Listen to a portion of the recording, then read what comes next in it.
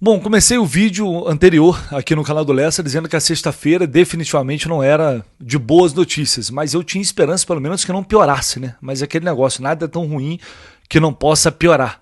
E é o que aconteceu. Porque não basta a dificuldade que o Fluminense está em fechar as negociações em andamento para a chegada de reforços extremamente importantes para a temporada 2026, nem bem começou a temporada, nem bem começou a pré-temporada, na verdade. E já temos a primeira lesão do ano. E ela é, infelizmente, de Germancano. O jogador sofreu uma entorse no joelho direito nos treinos desta semana no CT Carlos Castilho. Lembrando que o elenco se reapresentou ontem, na verdade, né? Então são 2 dias de treinamento. Ele sofreu logo no início dessa reapresentação uma entorse no joelho direito. Foi detectada uma lesão no menisco e ele vai ter que passar por uma cirurgia neste sábado e vai ficar fora em recuperação por pelo menos 45 dias. Então automaticamente já perde o início do Campeonato Brasileiro. É claro que é uma coisa que, enfim, eu sei que o Germancano não é aquele Germancano mais, enfim, isso já foi amplamente debatido ao longo de 2025, 2024 também, onde ele conviveu, teve um ano fisicamente falando muito complicado. Ano passado também teve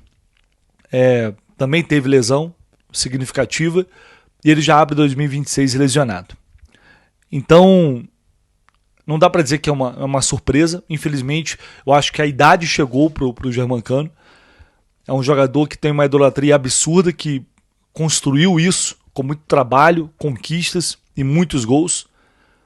Mas isso só reforça a necessidade extrema que a diretoria do Fluminense tem, ou deveria estar agindo no mercado, para trazer jogadores para essa posição. É alarmante, é extremamente preocupante. E após a entrevista de ontem do Paulo Angione, eu estou ainda mais preocupado. É um clamor que a gente está fazendo basicamente. Porque, gente, a gente está olhando para frente com o Campeonato Carioca começando semana que vem, o Campeonato Brasileiro no final do mês. Já não tem Germancano. Não que se tivesse o Cano, estaria todo mundo tranquilo. Porque não. Ele não é mais aquele jogador. E infelizmente, falo isso com muita dor no coração, acho que dificilmente ele conseguirá voltar a ser. Vai ser muito difícil. Mas eu ainda tenho uma esperança caso ele permanecesse, enfim. Porque a gente não sabe quais seriam as movimentações dessa janela, que ainda está aberta e pode rolar muita coisa. Eu tinha esperança de que não o Cano de 40 gols, mas se pudesse ser um Cano de 20 e poucos gols na temporada, não sendo titular absoluto, mas ajudando o time. Mas a realidade é que a gente olha hoje para o ataque do Fluminense e a gente vê Everaldo, a gente vê John Kennedy, 2 jogadores bizarros em 2025, acho que tem que definir dessa forma, não tem muita outra definição. E agora o Cano lesionado de novo. E ele já teve problemas ano passado.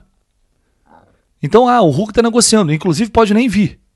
Pelo jeito. Hoje a situação está caminhando mais para isso do que pelo contrário. Enfim, uma história que já cansamos de falar sobre a situação do Hulk. Já trouxe todas as apurações aqui para vocês que eu tinha.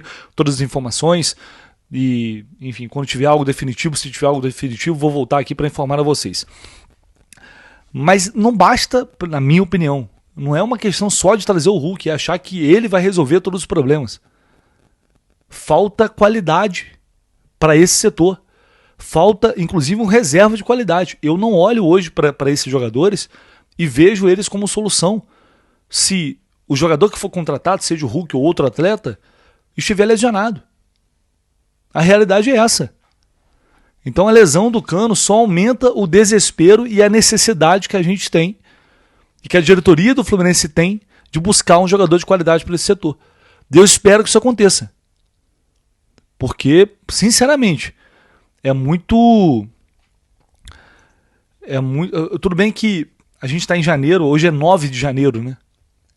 Essa mudança de calendário, antecipação, tudo isso deixou a gente ainda mais ansioso, porque Final do mês já tem Campeonato Brasileiro, e aí você não tem novidade, já fica naquela pilha, o torcedor fica naquela pilha, totalmente compreensível.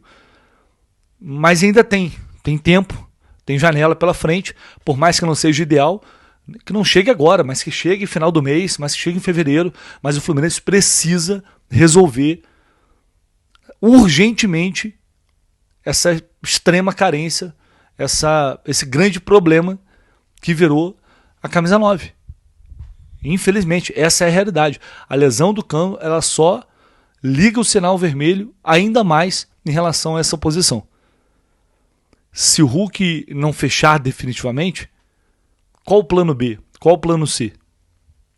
Qual nível de jogador vai chegar para resolver isso? Porque não tem a menor condição do Fluminense entrar para um Campeonato Brasileiro, do Fluminense entrar para uma Libertadores novamente, com esses jogadores hoje no elenco para essa função. Não tem a menor condição depois de tudo que aconteceu em 2025. Eu espero que a diretoria haja nesse sentido e que seja muito certeira na escolha que vai fazer.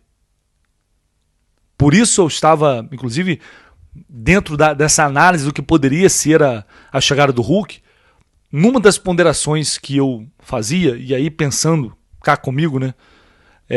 Falei, cara, se o Hulk não vier, quem vai vir?